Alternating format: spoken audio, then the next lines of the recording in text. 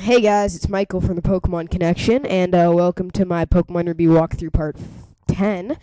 In this episode, we'll just be doing some stuff with Team Magma here, and we'll also get the EXP share.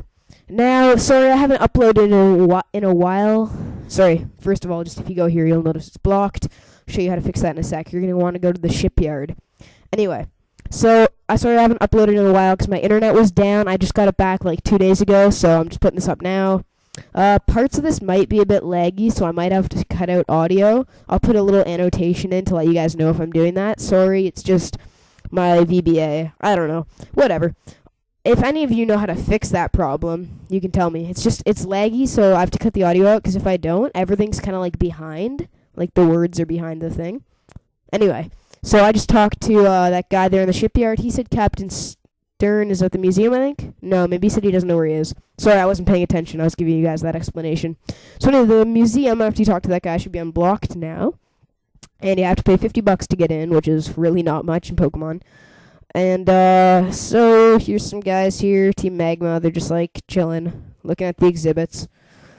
So yeah. Ooh, it's a glass dome.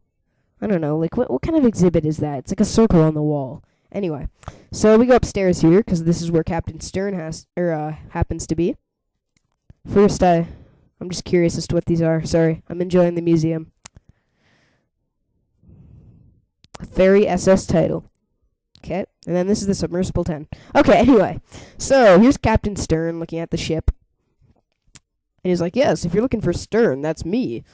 And, yeah, so here in come these guys, and this is where it might start getting laggy, I'm not sure. Anyway, so, Air Team Magma, and they want to battle us. So, here comes the first battle, and it doesn't seem laggy, which is good. So, he wants to battle, he sends out Numel. I used Rock Tomb, which misses. Yeah, so I'm also just going to take this time to tell you guys, if you haven't, maybe watch our 10 facts video. Well, actually, Alex did 15, I did 14, Ben did 10. And, also, you can check out our weekly features, like my Pokemon Sprite Request, Alex's Question of the Week, Ben's Discussion of the Week, which isn't really weekly anymore, like he said. It's just randomly posted, because he's very busy, he has lots of homework. I do too, actually. But, yeah, so down goes Zubat. And in comes Numel. Okay.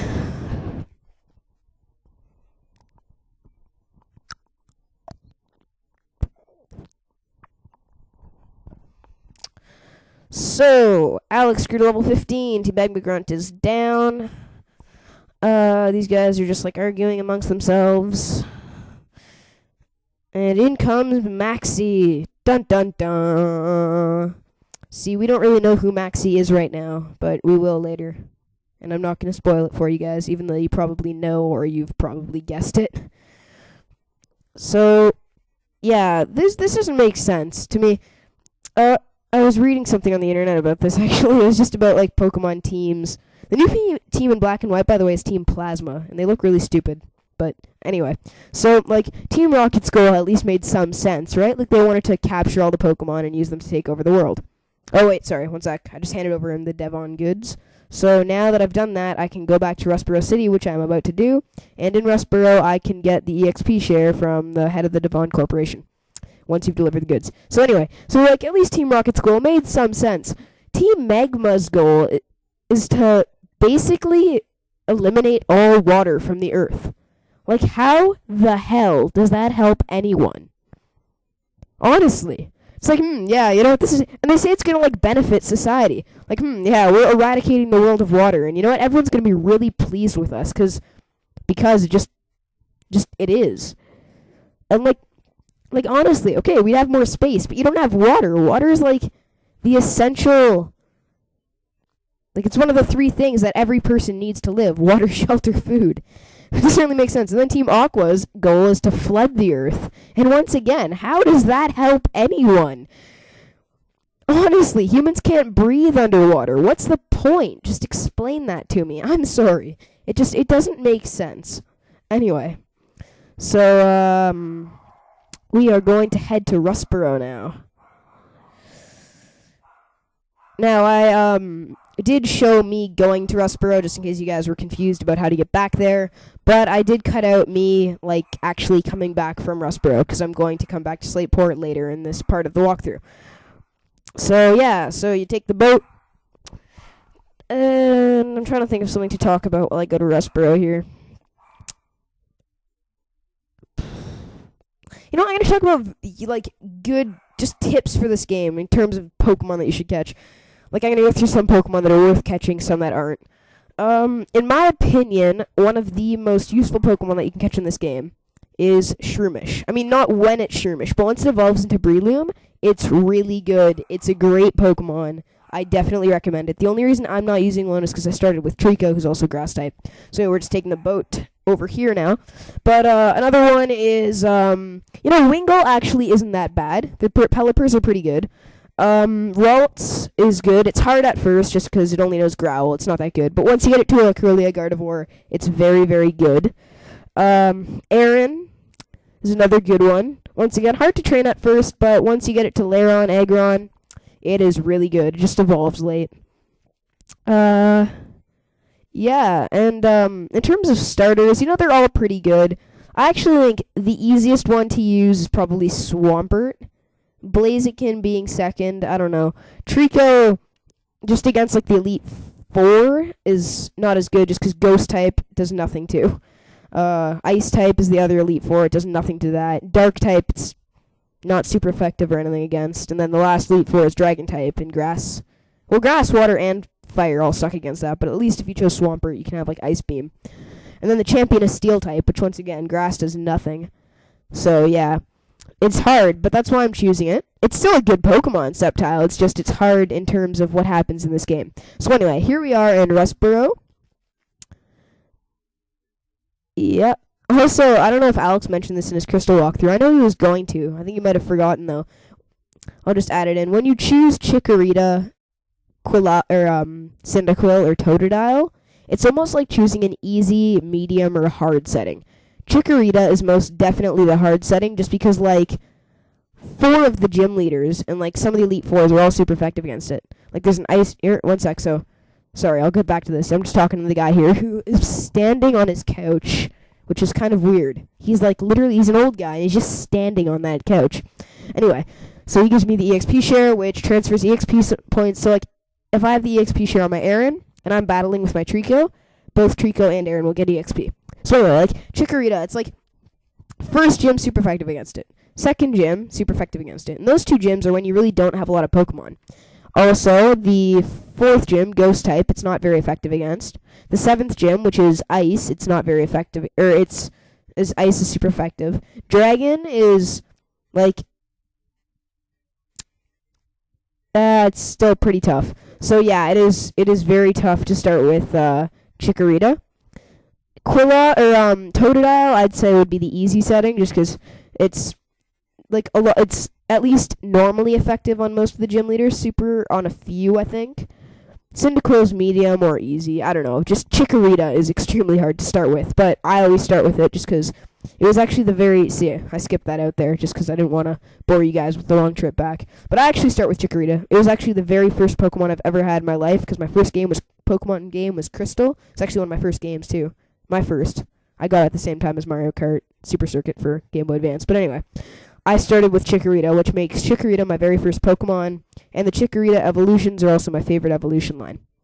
Anyway, while we're here in Slateport, I'm going to go here, and you are going to want to buy the Harbor Mail.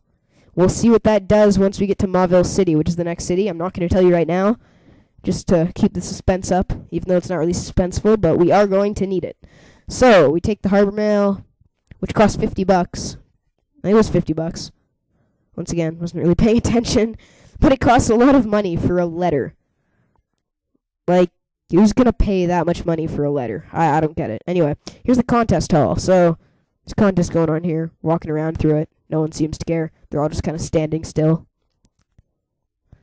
And if you talk to this girl, she gives you the Pokeblock case, which you can use in contest halls. If you look to the right of me, there are those machines, and you can make Pokeblocks, which are basically like, you give them to Pokemon and they enhance contest stats, which do nothing for you in real battle, but in contests they help you, like Cool, Beauty, and stuff like that. It's weird. But like, they're basically this game's version of Poffins, if you know what those are. They're from Diamond and Pearl. And, yeah. So, there's Cycling Road to my right. We're not going to use that right now, though. And this lady has a Minun and a Plusle. I'm not sure if you guys have watched Lula's Pokemon Sapphire walkthrough. If you haven't, you should. I don't know. It's really good. He's Alex's favorite walkthrough person. He's really good. He's great. He knows a lot about Pokemon. Anyway, he made a comment in this trainer, he's like, is so annoying. Because Plusle and Minun are like some of the most annoying Pokemon you're going to face in this game. Just near the beginning. I mean, near getting later in the game, they're going to be easy to kill. But, like, right now, like, they have Thunder Wave, they have, like, Quick Attack, I think they have Double Team. They're just really annoying. And these guys have berries on them, which just screws up the whole process. So, this battle is kind of lengthy. So, what should I talk about? Using Metal Claw there. Yeah,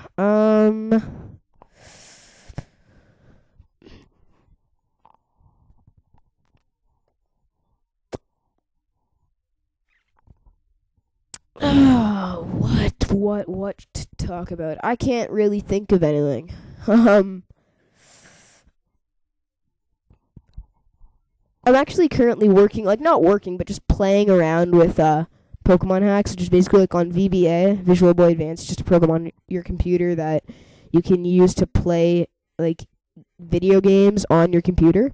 So, like, I'm not using a Game Boy for this. I'm actually, like, playing it on my computer for this Ruby walkthrough. And not in this game, but, like, I downloaded a Fire Red ROM, which is basically just, like, the game for the computer. So, like, I have Fire Red for my PC or whatever for VBA, and I have programs that you can use to kind of, like, alter the game, like, hack it, right? But I'm not actually playing it. I'm just kind of doing it for the fun of it, just to, like, play around with it. So, like, I kind of changed up the scenery and stuff, switched the starters to, like, instead of fire, water, grass, I did, like, electric, ice, and, ground. Yeah. No, electric, water, and ground. What am I talking about? I did electric, water, and ground. Yeah, and, I did, like, Spheal, Trapinch, and Mareep. But anyway, and then I changed, like, some other stuff, added some new areas, like a cave in Viridian City. I don't know. I was just kind of bored, so it's kind of cool. If you guys want to check that out, the programs, you can just search, go to, like, wackahack.com. You're going to need a Visual Boy Advance, some ROMs, and, programs like Advanced Map and stuff. You can look up tutorials. Anyway, so this is the Trickmaster's house. So basically, I'm not going to do these right now. I'm going to do them later in my walkthrough. Every time you beat a gym, you can do a new one of these. And by the way, he was concealed in that cup, which didn't really make sense. He hid himself in that cup. So when I click on it, he, like, appears. Like, that doesn't make sense. How do you hide yourself in a cup? He's like, oh, you found me. I'm concealed in this. Anyway, so the Trickmaster house, basically, every time you beat a gym, you can come here and you do a challenge, and he gives you, like, a prize. The challenges are kind of like random little maze things. They're actually kind of fun. I'll show you them after. There's, I think, 8 of them, one for every gym. So we're just going to go through here, because there's some berries. And, yeah. After we get these berries, sorry I end it, just because we're 14 minutes. But, like, I'm sorry, this episode kind of ends abruptly, just randomly in the middle of this route.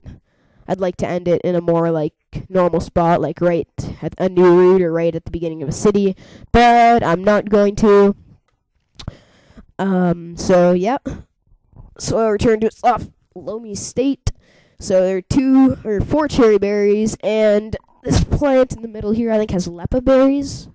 What does it have? Normal berries? Lepa berries. Lepa berries restore PP, cherry berries heal paralysis. So we pick them, and now we are going to leave and end this episode. So thank you for watching my Pokemon Ruby walkthrough. Check out our other videos. And, yeah. See you guys.